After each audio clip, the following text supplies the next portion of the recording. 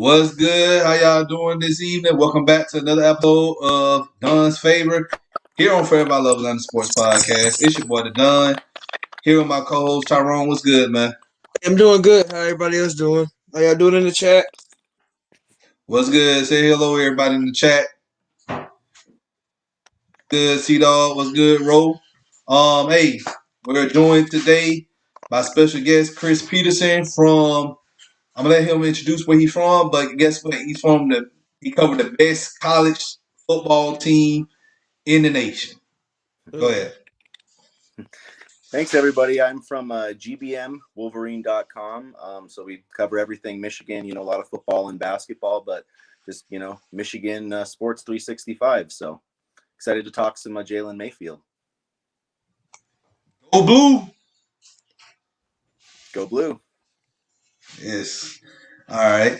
If you're new to the channel, you already know what to do. Hit that subscribe button, hit that like button, share this content out with Atlanta Sports Fanatics, and hit us up in the comment section. As always, come holler at your hometown sports podcast. All right. So give us your initial observation on Jalen Mayfield. I think Jalen Mayfield is a really versatile, prospect. I think that's kind of one thing that, adds a lot of value to his game. He's a guy that has, some of the traits that you look for, in an offensive tackle in the NFL, maybe not a left tackle per se, but I definitely think, he's got a good shot to be a right tackle. I think he could be a left tackle, it's a possibility. But then also I think he's got, some of the strength and things that you need to bump inside the guard. So that's why I think it's, kind of a really safe pick. You can try him out as a tackle, or maybe, if you need help as inside somewhere early in his career, he can bump inside and give you help maybe at right guard. But I think long term, he's got, the potential to be a really good right tackle in the NFL. I think a number of different factors kind of pushed him down the board. He had some injuries.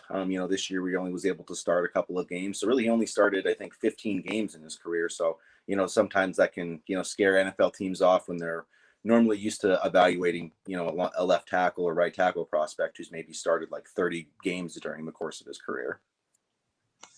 All right. Now there has been news, and like I said, I'm a big Michigan fan. I watch every game. A lot of hype in the Big Ten far as like tackles and guards came from Rashawn Slater from Northwestern, but a lot of people keep forgetting about forgot about Jalen Mayfield. And what I'm trying to say is when they talk about Rashawn Slater, they say, oh well, he held his own against Chase Young in 2019, and I'm like, well, Mayfield did the same thing too. Mm-hmm. Yeah, and that's actually what kind of first, put him on the map. Is that Ohio State game back in 2019? He, played really well against Chase Young, and then actually, when a lot of the first initial 2021 mock drafts came out, like Jalen Mayfield was like a solid first round pick. Some mock drafts, I think CBS had him like as a top 10 pick. So I mean, he definitely, NFL scouts and NFL teams I think saw that, and there was a lot of buzz about him, being a first round pick for sure. Do you think his testing is kind of sort of made him drop, even though he got injured? Do you think his testing still played a role into that? Yeah, a little bit. I think one thing too is he, his arm length I think hurts him a little bit. As strange as it is, when they're looking at offensive tackles as a guy you want as a left tackle, they want, those 34-inch arms, 35-inch, they want those a little bit longer arms. So his arms are a little bit shorter at 32.5 inches. So I think that maybe hurts him a little bit. And then I just think just being hurt and not getting to kind of see that, finished product as much this year. He only had 2 games, whereas I think teams want to see, him, going up against some more elite pass rushers. And he just didn't quite get that opportunity this year with those couple of games to build on that film that he had with Chase Young. So I think that it's kind of a combination of factors, some of the physical testing and then just not kind of seeing him be able to build on that success that he had in 2019. Okay. Do you think you think of him as a steal for where we got him? Because you've watched him probably his whole time at Michigan. Do you think at where we got him, is he a steal in your eyes? Yeah, I definitely think he's, I would definitely call him a steal, someone that has a lot of sleeper potential. When my best kind of pro comparison for Jalen Mayfield, the guy that I settled on, is Brian Bulaga. You know, if you guys are familiar with him, you know, from his days in Green Bay, he played at Iowa. I think he just has a lot of, you know, if you look at their physical traits, they have a lot of the same traits. And there was a lot of the same questions about Brian Bulaga because he had a lot of really great film in Iowa, but he had about the same arm length. You know, he doesn't have the typical 34-inch arms that you want to see, you know, in a left tackle. So there was some of those questions, you know, what's his position going to be in the NFL? And I think, you know, you saw that with his athleticism, he was kind of able to overcome that. And he became a Pro Bowl right tackle for, you know, the Green Bay Packers. And I think that Jalen Mayfield definitely has that same type of upside potential. Yeah, like I said, and with Mayfield, for him to drop down that far in the third round, I was like, I thought, to be honest with you, the first round, I was like, we was like partying and kicking it, and we were just so happy because the Falcons didn't take a quarterback, and I totally forgot that Jalen Mayfield was not drafted day one. I thought because I had him on like late first round, early second round, and when day two came about, I'm like, I wasn't really worried about Mayfield anymore. I was looking at, okay, well, who the Falcons need to pick? Second round they picked our safety, and in the third round, I'm thinking like, okay, we definitely going to get our nose tackle right here, which they said Jalen Mayfield name. I'm like, oh man, he was still available, Yeah. you know, and that right there is more than that. That's a huge steal. And then reports came out that they said that they want him to play guard, left guard. So, what's your thoughts on that? Yeah, I can see that. You know, guard. I think there's not a huge difference, you know, between left guard and right guard. You know, I mean, there's normally, I guess, teams they want that big power guy to be their right guard. So, and Jalen, I think, is a pretty athletic guy. I mean, he does have that, you know, mean streak in him. He loves to, you know, he loves to run block, I guess, for lack of a better term. And I think I don't know if you guys saw, you know, his Twitter account, but they Michigan or some Michigan network had kind of put together like a little highlight reel, and he basically retweeted it before he got drafted and was like, "Yo, if you don't want your quarterback to get touched, pick me." You know, that's what he Yeah, I tweeted. saw And he I just saw kind of that, and I'm like, yeah, like this is the type of energy we need right here on our offensive line. We already got some nasty guys like Lindstrom, McGarry. We just lost Alex Mack, but we got Hennessy. But we also drafted another guy from Stanford, Dowman, and then we have Jake Matthews. So plug him at left guard. I think we'd be fine. yeah, and you know, I think that is, you know, one thing that just kind of tended to push Jalen Mayfield down the board. You know, Dane Brugler of the Athletic was kind of talking about him as more of a guard, and I think teams just started to buy into that more as a guy that, you know, because teams do have started to do that a lot. You know, taking NFL or college tackles and kind of converting them into guards because for one they can pass protect, you know, pretty well, and so it's kind of a smooth transition if maybe you don't have, you know, all the athletic traits of a left tackle, but you still are a pretty solid player. They can just kind of move you inside, and it's, you know, you're not quite as, you know, out on an island. So I think that Jalen Mayfield's definitely a guy that, you know, can step in and has a chance to play right away and be really successful. Yeah, one thing about this Falcons team is that we don't have a left guard. Really, it's really like a set left guard. So when we drafted them, I was thinking, well, it was like tackle, tackle. And I'm just like, well, I'm an O line guy. I study O line film all the time. So when I was watching, I was like, okay, he can play guard. When the report came out, I was like, okay, he plays guard. He's going to try to go for guard. Then they had the guy we drafted from Stanford, and I think, and I'm not going to speculate or anything because we talk to facts here. But Dahlman, like he said, Hennessy's here. Dahlman is better for the reach block. So how do you see Mayfield when he gets to the second level? Is he able to get to the second level pretty easy, or is it more of a like he has to work for it? No, I think I think that's, you know, one of the things that he can really excel at, and maybe he didn't, you know, do it quite as much, you know, at Michigan as a tackle. You know, you don't see as many, you know, plays where you're pulling your tackle as much, but Mm-hmm. I think, yeah, he can get to the second level. I think you can do, you know, different type of movement things with him, you know, blocking out in space. I think that's, you know, if you look back at the game he had against Minnesota, I think, you know, he showed some really good film doing that and kind of finishing those blocks. So yeah, I think as a run blocker, I think he's almost, you know, better as a player right now than he is as a pass blocker. He's better at run blocking than pass blocking. And I'm gonna say this, like far as the best tackle lineman in the draft, Penny Sewell, we know what he can do, and we seen Sewell tape on run blocking. It's lethal. Guess what? Jalen Mayfield can do that too. Mm-hmm. It's just he's not fast as well, but he can do that as well. He can get up to that second level, no problem. Yeah, and you look at him coming out of high school. I mean, he was a really big kid. Was a little bit underweight, so that was kind of the question about him was how was he gonna add on the weight. But he was a top. He might not have been exactly in the top 100, but he was right around 110 somewhere in that range. So he's been a high level recruit.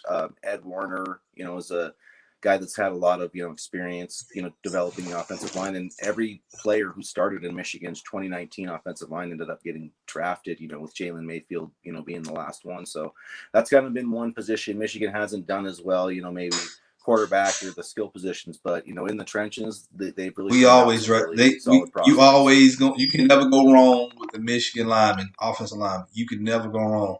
Look at Taylor Lewan. That's another thing I'm gonna bring up. Taylor Lewan, back in the early 2000s, and he got drafted by Tennessee. And look at the things that Arthur Smith done with Taylor Lewan. And this is why I have so much confidence in Arthur Smith in developing Jalen Mayfield because he did that for Taylor Lewan. Yeah, and I think too, you look at guys that like John Runyon Jr., who played last year with or back in 2019 with Jalen Mayfield. He was like a 6th-round pick with Green Bay last year, and ended up he was the left tackle, bumped inside to play guard, and I think he's got a chance to start for them. And I think that Jalen Mayfield's just a much better player than him, has a lot more physical gifts and just abilities than John. So I think he really has a chance to not only start early in his career, but he could be a guy that could really, flourish in that role, and you could kind of pencil him in for the next, 7 to 10 years. I could see him being a guy that, is down the road being a second or third contract guy. Yeah. Whatever, King. How all Michigan linemen trash? Come on now. Let's stop. Let's stop. Like so going into Michigan, y'all have always been really Big Ten in general, always been lineman oriented. Y'all always have probably the best linemen to come out of y'all conference. So for Michigan, you like back to bringing Jalen into it. Since like you said, the 2019 class with the starting, and he's the last one. Out of all of those guys, where do you rank him at on that O line? I think I'd probably put him at number 2 because Cesar Ruiz, was the 1st-round pick of the Saints last year. I think he was like 19th overall.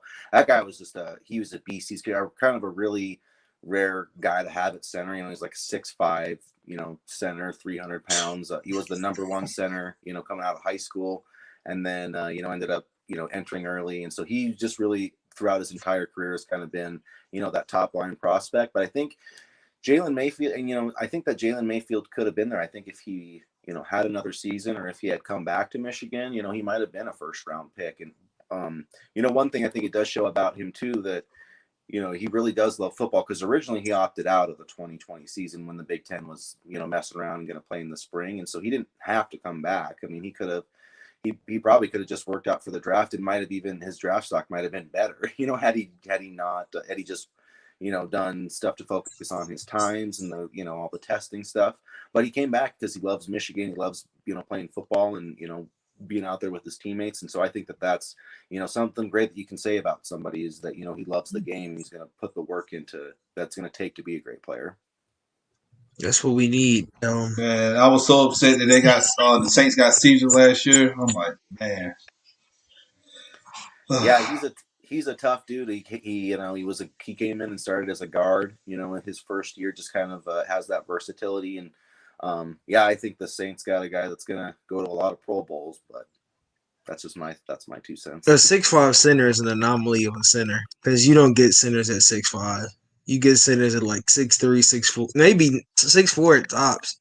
Usually they're smaller guys. They're small. They're the smallest guy, and it never looks like it, but they're always probably the smallest guys on the field, yeah, especially like online. yeah, but he was a guard. They moved him. They moved to the center though, which it did great for the Michigan O line.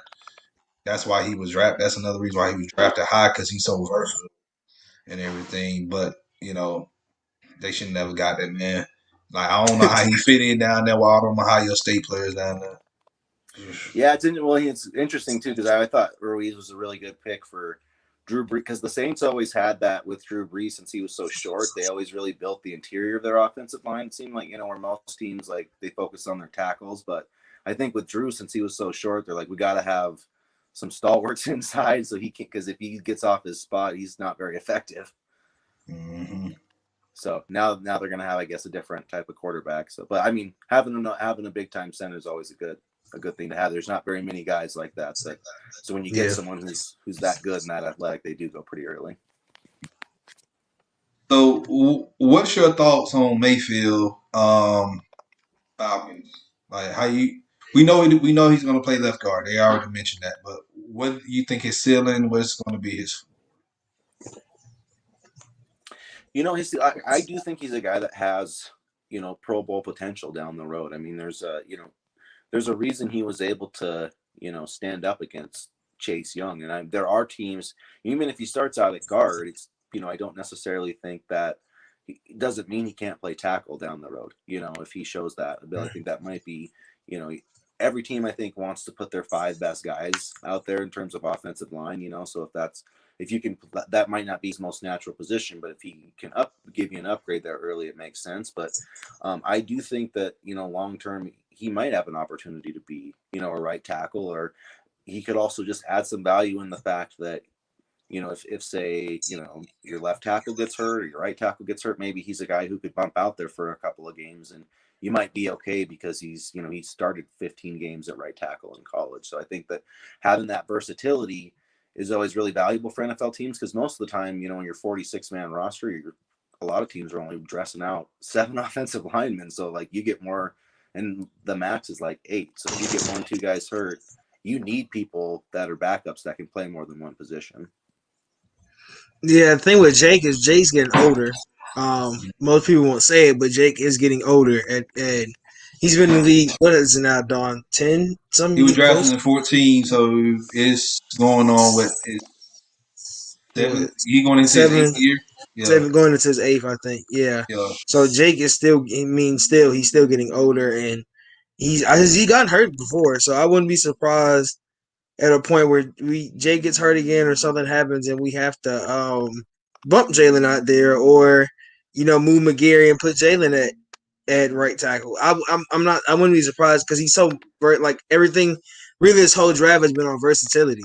Every player I think we drafted has been so versatile, and him being a versatile lineman is wild because you don't get a lot of those. Most guys learn one position and play that position most of the time they're in college and in high school. That's what they come out of high school as, and that's what they're going to play.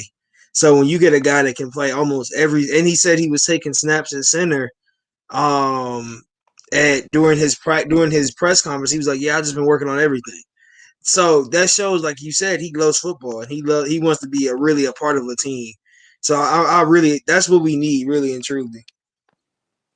Yeah, and I think when you're talking about offensive linemen too, kind of shuffling guys around, it is helpful too to maybe have a guy like Mayfield who could move, to left tackle or right tackle. Because one thing that I experience, as far as professional football, I'm a Green Bay fan, so it's like sometimes if you're shuffling a bunch of guys, around, you're kind of maybe you're moving your right tackle to start for your left tackle or whatever.